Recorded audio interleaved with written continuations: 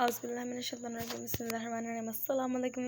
Back to cooking mood. So आज हम लोग यहाँ पर बहुत ही मज़ेदार और डिलीशियस से बनाने जा रहे हैं मटन गलौटी कबाब, जो खाने में बहुत ही मज़ेदार हैं। जितने बहुत ही ना ये अलग किस्म का इनका टेस्ट होता है, सारे कबाबों से हट के इसका टेस्ट होता है। गलौटी कबाब होगा, आप लोग बनाइएगा, ट्राई करिएगा और बताइएगा कि आप लोगों को कैसे लगे। जिसके लिए सबसे पहले हम लोगों ने यहाँ पे काली मिर्च ले ली है, गरम मसाला ले लिया है, बेसन, यहाँ पर हमने प्याज ले लिया जिसे फ्राई कर लिया था। यहाँ पे नमक, लाल मिर्च, हल्दी, कुटी लाल मिर्च भी लेनी है, पिसी लाल मिर्च भी, और एक साइड पे हम लोगों ने हरी मिर्च और हरा धनिया ले लिया। और यहाँ पे हम लोगों ने मटन का कीमा जिसमें हमने 80% गोश्त यूज़ किया और 20% इसमें चर्बी यूज़ होगी। सबसे पहले इसमें हम लोगों ने अपनी गरम मसाला डालना है, काली मिर्चों का पाउडर डालना है, नमक, ये सारे मसाले आप लोग को कैप्शन में लिखे हुए प्रॉपर डिटेल में मिल जाएंगे।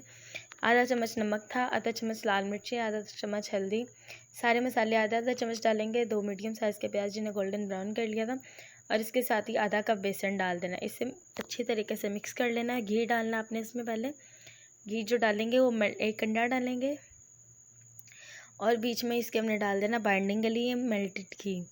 आपने घी यूज़ करना, आप घी या बटर यूज़ कर सकते हो, ऑयल वगैरह नहीं यूज़ करना। यहाँ पर हम लोगों ने इसके अंदर एक आधा डंडा डाल दिया और इसे अच्छे तरीके से मिक्स कर लेना है। इसे मिक्स कैसे करना, आप लोगों ने दोबारा जो आप लोग की जार है जिसमें आपने ब्लेंड किया इसे, उसके अंदर डालना है। कीमे के साथ ही आपने पहले मसाले अच्छे तरीके से मिक्स कर लेने हैं, फिर आपने डालना है हरी मिर्चें और हरा धनिया डाल देना है। ये डाल के आपने इसको मशीन में डाल के चला लेना और इसको अच्छे तरीके से ग्राइंड कर लेना। और इसके बाद इसमें मेल्टेड घी गरम करना है, हल्का, यानी कि गुनगुना होता है ना, बहुत हल्का सा, उस तरीके से हल्का से इसे गरम कर लेना। और अच्छे तरीके से इसे हम लोगों ने कर लेना है, मिक्स कर लेना है अच्छे तरीके से, यानी कि गूंद लेना। इसकी बाइंडिंग है ना वो बहुत अच्छी होनी चाहिए। जब तक आप लोग कबाब जो है सही तरीके से मिक्स नहीं ना करेंगे तब तक अच्छे तरीके से नहीं बनेंगे।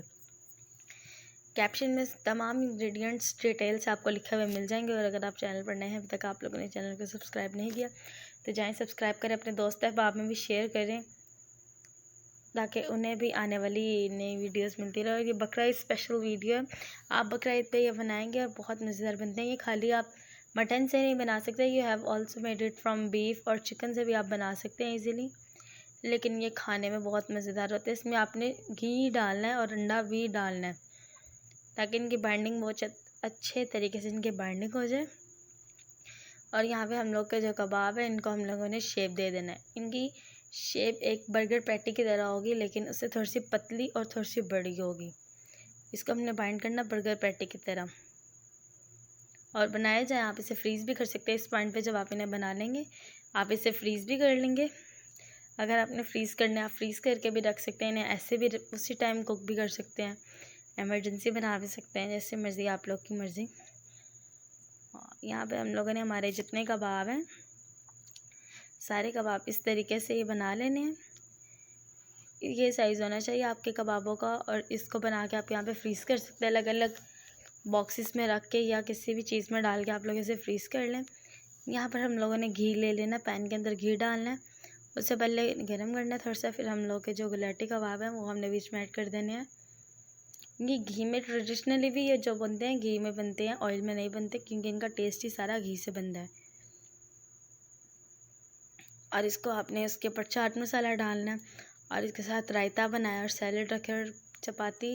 इतना मज़ेदार कॉम्बिनेशन है ना, बहुत मज़ा आता है इस तरह। फिर यहाँ पे हम लोगों ने घी को अच्छे तरीके से पहले गरम कर लेना।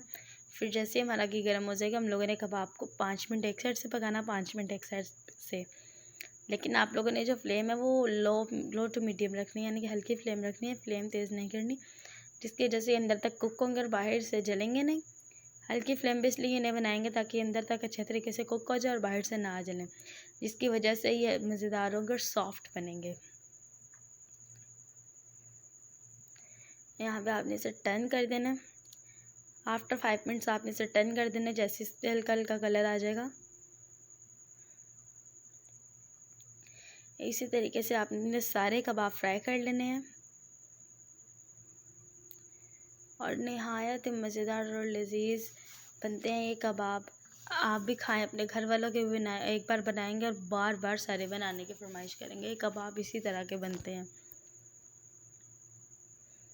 बहुत ही आला बनते हैं और जितने यानी कि देखने में अच्छे लग रहे हैं ना, उससे कई ज़्यादा ही खाने में अच्छे लगते हैं। इसके साथ आपने ऊपर चाट मसाला डाले कबाबों के, इसके साथ आप रायता बनाए, सैलेड रखे और चपाती या नान ईट किसी के साथ भी आप खा सकते हो। बहुत मज़ेदार। अपने गेस्ट के आगे रखें, जो गेस्ट एक बार खाएंगे वो बार बार फिर आपके घर आके यही फरमाइश करेंगे हमने यही कबाब खाने। बहुत ही ज़्यादा मज़ेदार और डिलीशियस कबाब होते हैं।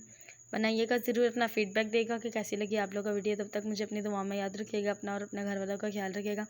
मिलते हैं आप लोगों से अगली वीडियो में, अगर ज़िंदगी रही तब तक के लिए अल्लाह हाफ़िज़।